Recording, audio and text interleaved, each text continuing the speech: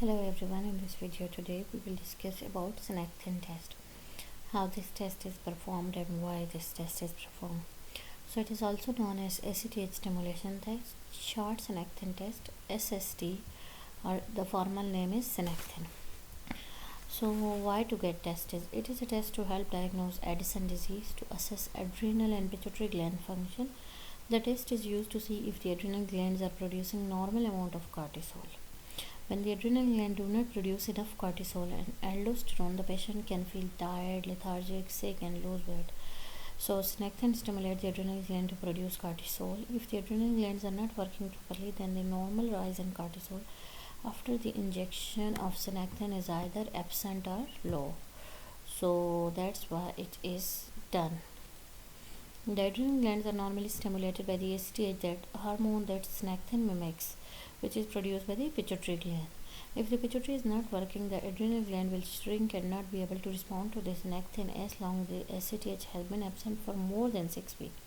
Therefore, the SST can be used to see if the pituitary gland is working properly and is usually used to monitor patient after pituitary surgery.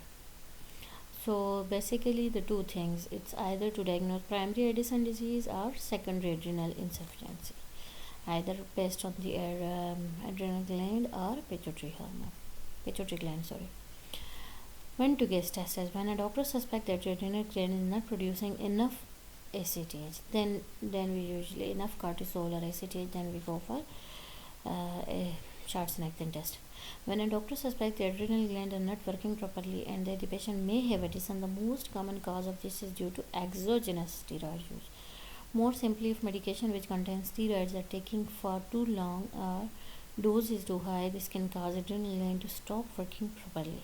This test is used to find out if this is a problem or not, as extra different treatment may be required depending on the results. Testing or monitoring of pituitary function. For example, if a pituitary tumor is found after brain surgery and brain radiotherapy, which sample is required? Usually 2 blood samples are collected and then a small amount of Synacthen. 2 blood samples. These 2 blood samples are basically the 9 m cortisol and then ACTH, which is serum ACTH, and then a small amount of Synacthen is injected into the vein or muscle, either intramuscularly or IV. A further blood sample is taken after 30 minutes and then at 60 minutes. Admission is required if there is a risk of Addisonian crisis. So what are the equipment needed? 18 to 20 gauge cannula, saline flush, 10 ml syringes, 4 syringes, 3 red or yellow top vacutainer for cortisol. Same sample is used for 17-hydroxyprogesterone. 1 EDTA tube, purple top vacutainer for ACTH basal sample, and always do it with send the sample to the lab with ice, and 1 ampule of 250 microgram Synacthen. So these are the things which are required.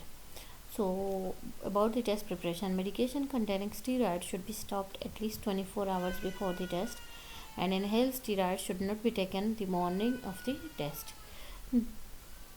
Those taking estrogen replacement or the OCPs containing estrogen should ideally stop 6 weeks before the test.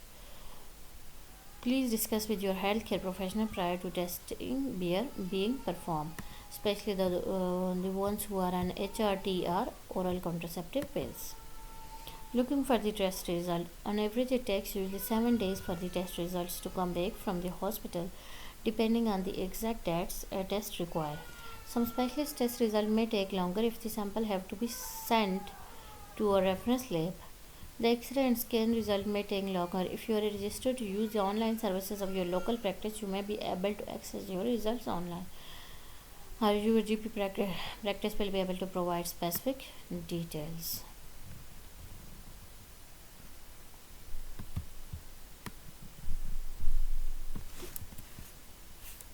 If your doctor wants to see the results, you will be offered an appointment. If you're concerned about your test results, you will need to arrange an appointment with the doctor.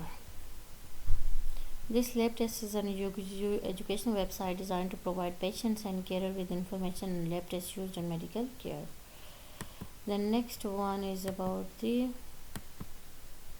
what is being tested. Again, it is ACTH and the cortisol which is being tested.